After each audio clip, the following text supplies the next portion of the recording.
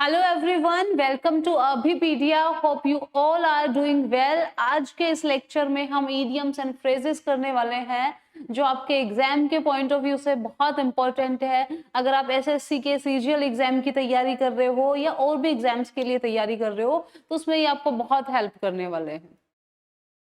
Start करते हैं। एक बार कोर्सेज के बारे में बात कर लेते हैं। अगर आपको सब्सक्रिप्शन लेना है तो 4999 में आपको माइक्रो कोर्सेज मिल जाएंगे जो आपको बहुत हेल्प करने वाले हैं इस एग्जाम को क्रैक करने में। एसएससी सीजीएल एग्जाम के लिए 2025 के लिए बहुत ही ज्यादा इंपॉर्टेंट है, बहुत ज्यादा क्रूशियल है। तो आपको video lectures, PDFs along with test series और करंट अफेयर्स ये सब आपको मिलने वाला है। तो जितना जल्दी हो सके आप इस ऑफर को अवेल कीजिए। स्टार्ट करते हैं क्वेश्चन नंबर फर्स्ट से। सबसे पहले बात करते हैं वोकैबुलरी में। आपको पता है कि वोकैबुलरी बहुत ही क्रूशियल टॉपिक है जिसमें आपको one word substitution, idiom, phrases, antonyms और सिनोनिम्स ये सब हमने करने हैं। और इसको लेकर स्टूडेंट्स को बहुत कंफ्यूजन रहता है, बहुत उनको दिक्कत लगती है कि इनको याद कैसे करें, वर्ड्स को कैसे याद करें, वोकैबुलरी को कैसे रिलेट करके याद करें। तो इससे पहले मैंने सिनोनिम्स के ऊपर 2-3 लेक्चर्स डाले हुए हैं, आप उनको एक बार देख सकते हैं। आपको बहुत हेल्प करेंगे। प्रीवियस ईयर वर्ड्स है, हर एक ऑप्शन को भी मैंने बहुत ही डिटेल में डिस्कस किया हुआ है, तो आप उन वीडियोस को देख सकते हैं। अभी के लिए हम आज इडियम्स और फ्रेजेस करने वाले हैं। एक और चीज याद रखना, इडियम्स और फ्रेजेस जो होती है जिनको हिंदी में हम कहावतें और मुहावरे बोलते हैं, इनका जो लिखा होता है उससे रिलेटेड आंसर तो कभी भी नहीं होता है। 2 ऑप्शंस तो आपको ऐसे ही एलिमिनेट हो जाएंगे। ओके, मतलब जो वर्ड लिखा है उससे रिलेटेड लिटरल मीनिंग नहीं होता है इडियम्स और फ्रेजेस में। क्लियर? जैसे कि आपने हिंदी में पढ़ा हुआ ना, मैंने बोला ये तो जलेबी की तरह सीधा है।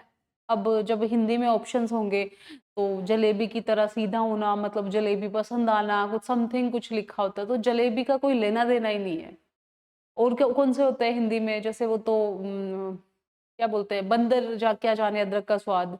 अब बेचारे बंदर को पता भी नहीं है, ठीक है, तो ऑप्शंस में गिवन होगा कि बंदर को अदरक का स्वाद पसंद नहीं आना, बंदर बंदर को अदरक का स्वाद अच्छा नहीं लगना, तो वो आंसर होते थे क्या? नहीं होते थे।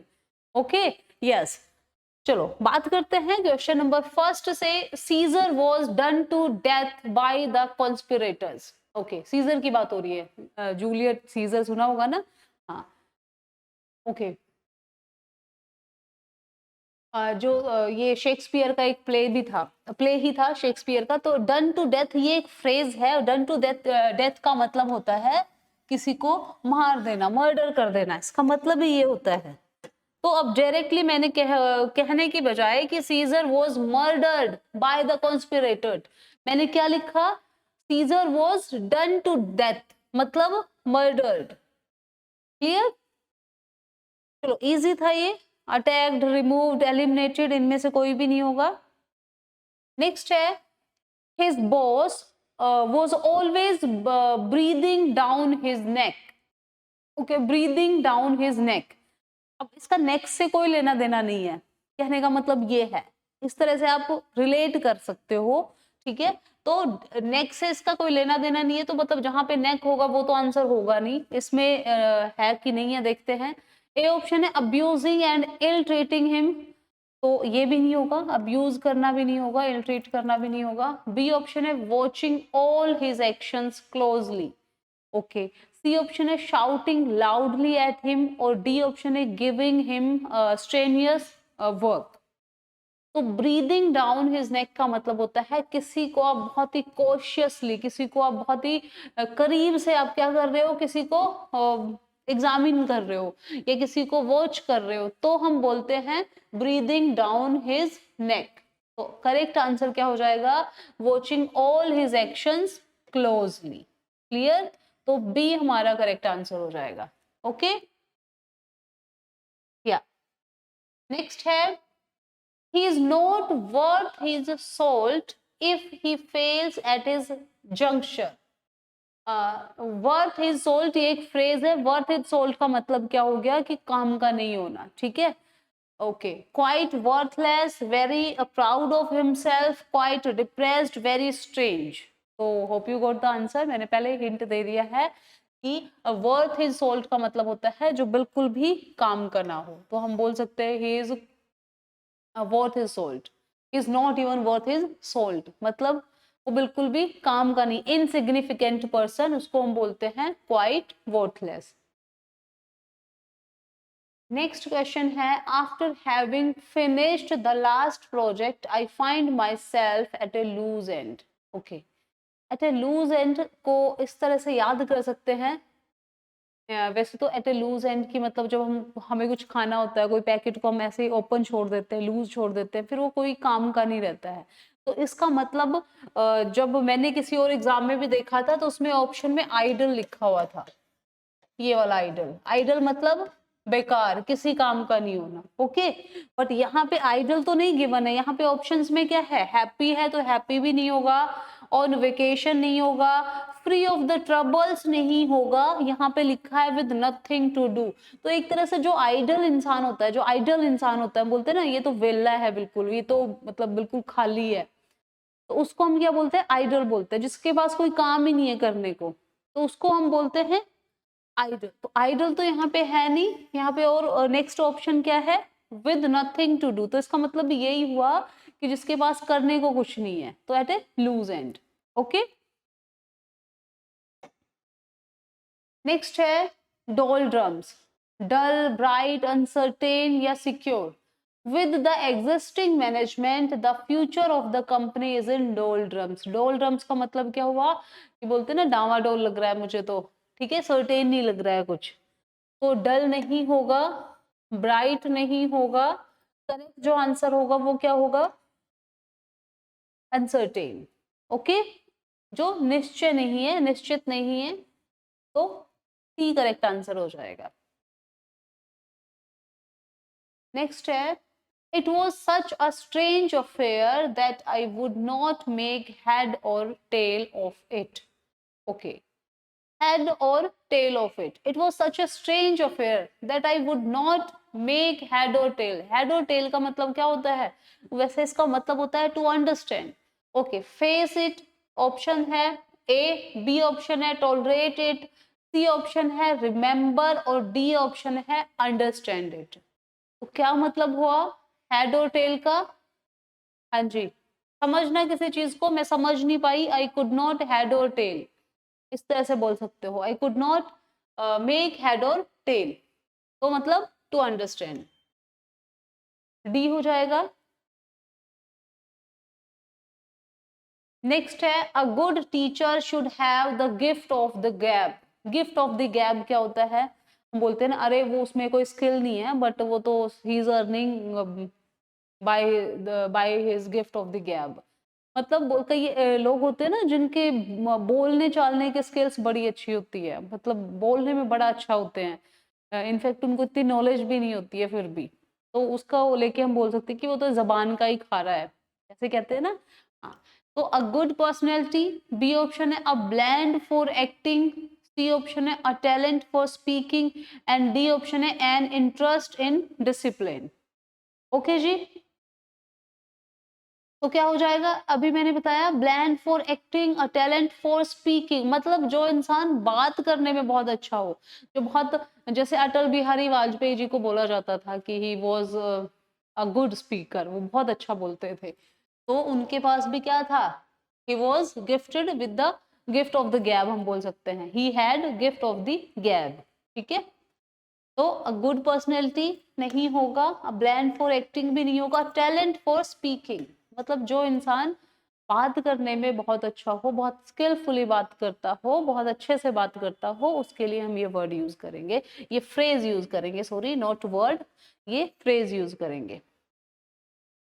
ओके, नेक्स्ट है, she exhibited remarkable disposition during the crisis, तो उसका मतलब क्या होता है, ऑप्शंस है टेम्परेचर, इरिटेशन, कंपोजर या फिर anger. Okay, she exhibited remarkable disposition during the crisis, तो टेम्परेचर तो नहीं होगा, ठीक है जी, इरिटेशन भी नहीं होगा,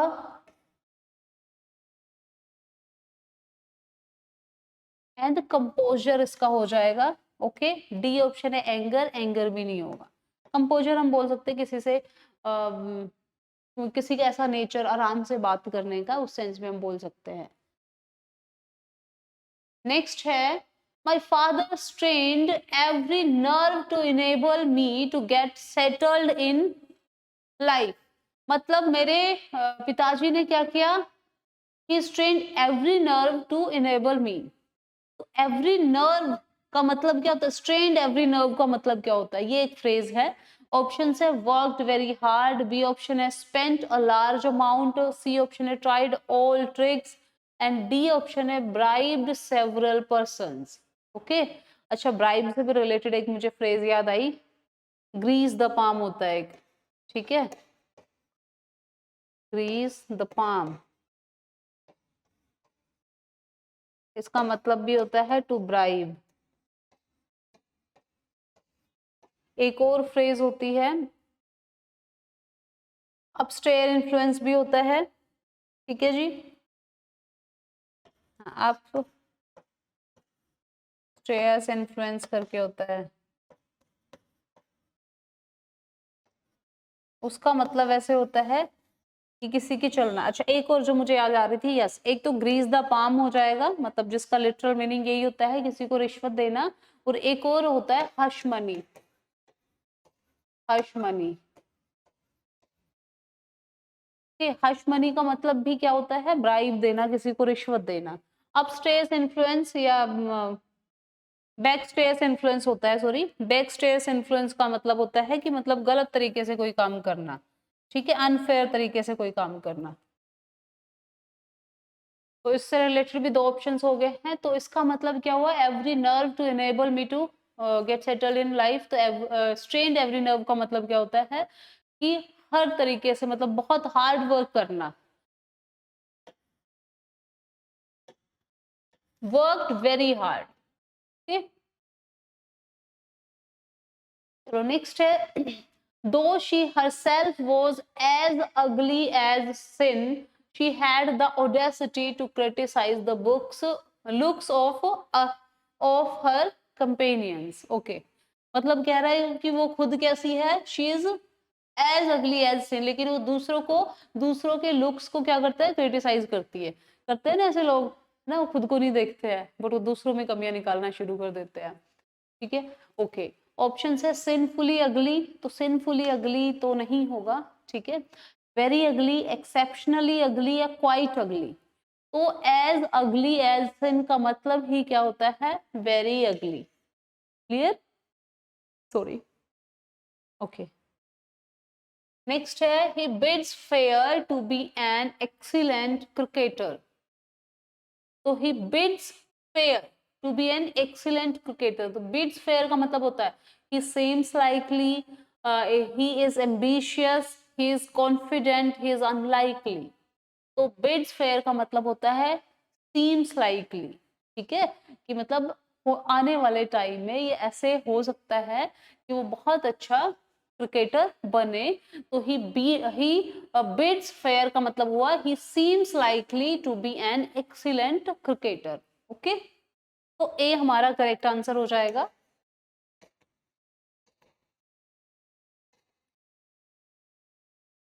नेक्स्ट है he does not like to be friendly with Sarla, he always gives her a cold shoulder। कई बार ना आपको स्टेटमेंट देख के भी पता चल जाएगा कि स्टेटमेंट की टोन क्या है, पॉजिटिव में है कि नेगेटिव में है। ओके, तो उससे भी आपको बहुत हिंट मिल जाता है। फॉर एग्जाम्पल क्वेश्चन में लिखा है कि he does not like to be friendly with Sarla, मतलब वो सरला के साथ क्या फ्रेंडली नहीं लगता है। ही always gives her a cold shoulder, तो मतलब कोल्ड शोल्डर देने का मतलब क्या हुआ, बोलते हैं ना इग्नोर कर देना, ख्याल ही नहीं रखना, किसी चीज का ध्यान ही नहीं देना। ऑप्शंस पढ़ते हैं, ऑप्शंस में क्या क्या लिखा है। ओके, ए ऑप्शन है pushes her with his shoulder wherever they meet.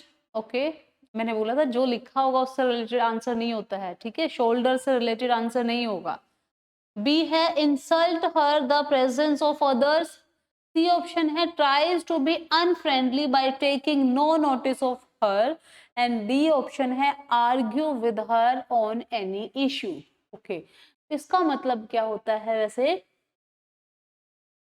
Cold shoulder का मतलब होता है कोई ध्यान ही नहीं देना, ऐसा याद रखना। कोल्ड शोल्डर, आप अपने दोस्त से आके अपना कुछ दुखड़ा रो रहे हो, आप कुछ बता रहे हो कि मेरे साथ ऐसे हुआ है, और उसने क्या किया, he gave you a cold shoulder, मतलब उसने नोटिस ही नहीं किया और बहुत ही वो अनफ्रेंडली उसमें रहा। तो tries to be unfriendly by taking no notice of her, मतलब जो भी है इशू है उसको लेके बिल्कुल भी कंसर्न शो नहीं करना, उसको हम बोलेंगे। तो सी हमारा करेक्ट आंसर हो जाएगा। नेक्स्ट है, it was he who put a spoke in my heel. Put a spoke in my heel, बहुत लोग मिलेंगे आपको ऐसे ना, put a spoke in wheel वाले, ठीक है। तो मतलब क्या होता है, जो लोग दूसरों का काम बिगाड़ देते हैं, ठीक है, जो किसी का बना बनाया काम बिगाड़ देते हैं या अच्छे भले प्लान को खराब कर देते हैं, उसके लिए ये फ्रेज बिल्कुल अप्रोप्रिएट रहेगी, put a spoke in wheel. Options देख लेते हैं, try to cause an accident, okay. B option है helped in the execution of the plan, okay. C option है thwarted the execution of the plan, and D option है destroyed the plan. तो क्या करना, plan को खराब कर देना, ओके। एग्जीक्यूशन ऑफ प्लान को क्या कर देना, खराब कर देना, तो उसके लिए ये काम करते हैं। तो हेल्प तो नहीं होगा, इट वाज ही, यही है जिसने क्या किया था, फॉरवर्ड किया था मेरे प्लान को, ओके। तो मतलब क्या हो जाएगा, प्लान को खराब कर देना, बिगाड़ देना, यस।